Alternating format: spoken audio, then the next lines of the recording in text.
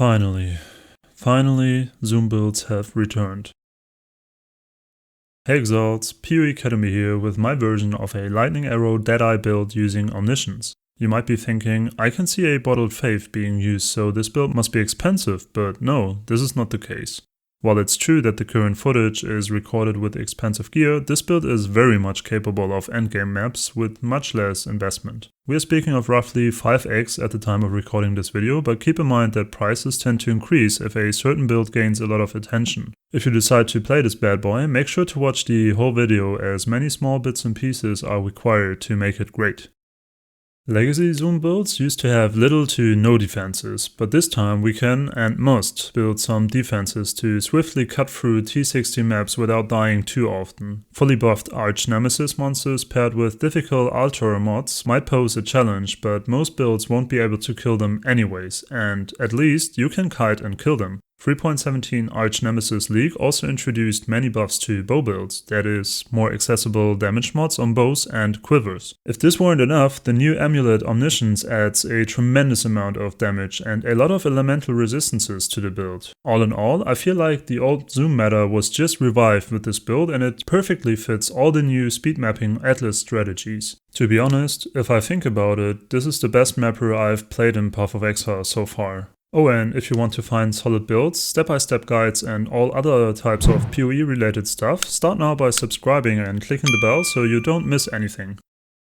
The only mandatory item for this build is a crystallized Omniscience amulet. If you don't know how it works, I recommend watching my Omniscience video. For this build, you must remember that you want one with attribute requirements can be satisfied by 24% of Omniscience or higher. This will make gearing much easier, as the highest attribute requirement comes from the bow with 212 dexterity, which translates into 883 or 848 omniscience with a 24% or 25% roll respectively. Using the amulet means that the other gear pieces now should provide attributes instead of resistances. I will go over how to find those items in the next section. Make sure to check it out, as it will make buying good items so much easier for you. But first, let's look at other recommended items. A Hyris Ire body armor is best in slot because its stats synergize so well with this build. It provides almost 25% of our damage, grants dexterity that is converted to omniscience, a big chunk of evasion rating that we convert to armor, and a lot of spell suppression chance. As a small tip, if you are on a budget, grab a 5-link instead of a 6-link, as this is already sufficient to easily kill T16 bosses.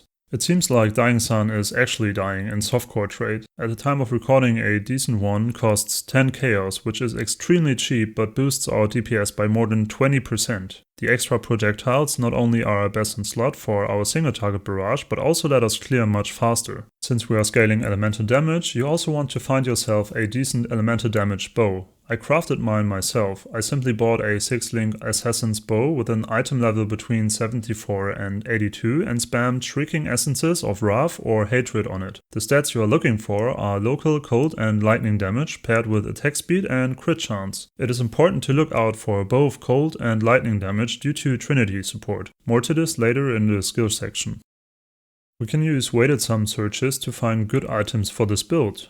Weighted sum searches? What? Don't worry, if you don't know how to set them up yourself, simply use the ones in the description. They work so well in this case because we can give every attribute a weight of 1 and then put a minimum value for the whole group. In the example in the footage, you can see that I have set this value to 135. This restricts the search results to rings that grant at least 135 attributes in total, but attention, a to all attributes mod will count 3 times towards the attribute total. If you have followed my Omniscience video, you will know that modifiers affecting more than one attribute can only apply once to Omniscience. It is a small flaw that you have to keep in mind, but letting the attributes balance out themselves is much better than not using this method in searches. By the way, the same logic applies to all other searches as well, which makes it quite easy for you to find items fitting your budget. Here's how this works. If you want to spend, let's say, 20c on a single ring, you can set the maximum buyout price to 20 chaos and sort by sum, showing you the items that grant the most attributes first. This build also benefits a lot from Abyss Jewels. Due to the Atlas passive node Corrupted Gaze, many 5 or 6 mod Abyss Jewels flood the market. While most players consider them to be bad, we can snipe jewels that fit perfectly into this build very easily by using the jewel search in the description.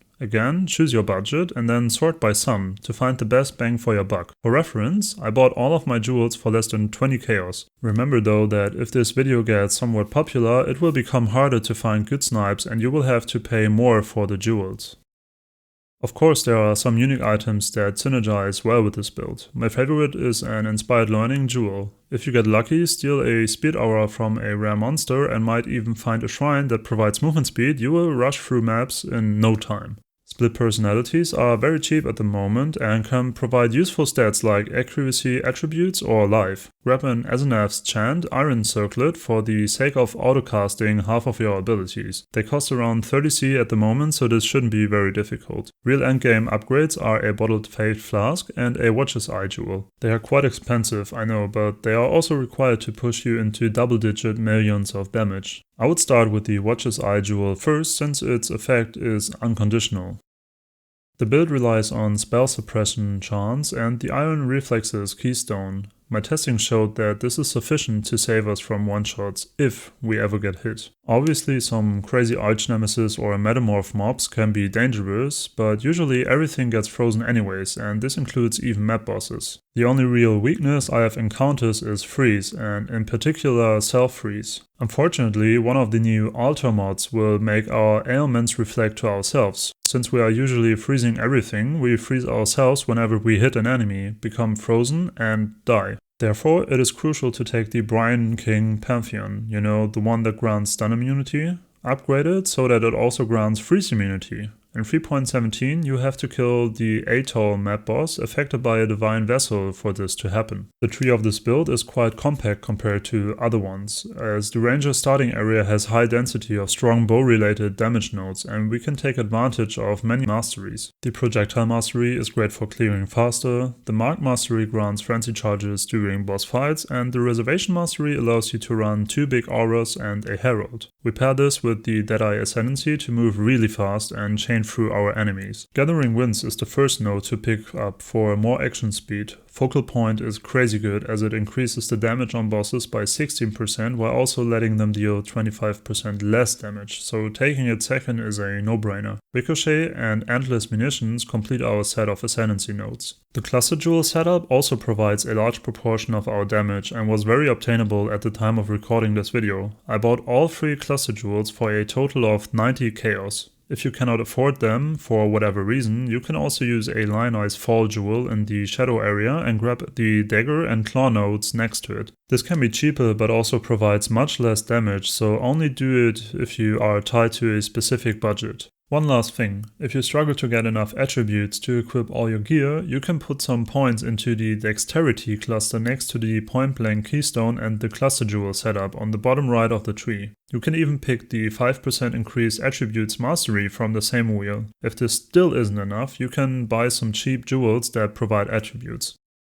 This build uses a single target setup with Barrage and a mapping setup with Lightning Arrow and chains to clear the whole screen. Both skills use the Trinity support gem that provides a lot of elemental penetration on top of what's already granted by Omniscience. Note that it is important to find a good balance between lightning and cold damage to make Trinity work. The top end of your lightning damage should be higher than the low end of your cold damage so that Trinity can be charged. You can check those values in the Calcs tab in Path of Building. If it doesn't fit anymore, you likely have to use different jewels that provide more lightning and less cold damage. It is also noteworthy that the Chain's support gem and Ricochet Ascendancy passive make both attack skills interact with Hydrosphere and Tornado. If you encounter a boss or a difficult enemy, use your skills to have Hydrosphere and Tornado in place before the boss spawns. You will notice a significant increase to a single target damage this way because the projectiles chain from the Tornado or Hydrosphere back to the boss. The other gem setups are common ones, like the Aura setup with Herald of Ice, Grace and Hatred.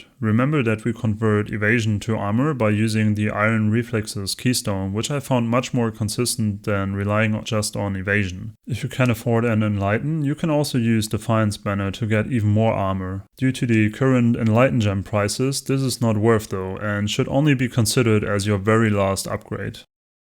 You will notice that this build can't run any of the Reflect mods until you grab an Awakened Elemental Damage support. It can do no regen if you swap to an enduring mana flask, but I prefer just to skip this mod. The same issue emerges from no leech, which is doable without the mana flask, but slows you down significantly. Also, the build is not meant to be a bosser, but you can do so if you want to. I just killed all the Atlas endgame bosses today because they really become a joke once you reach more than 4 million DPS. However, you must dodge slams, beams and degens as they might kill you easily. If you want to do bossing, look into my Stormburst character instead. But if you want to destroy maps and enjoy zooming like in the old days, this build will be your new best friend. Thanks for staying with me until the end, and see you in the next one.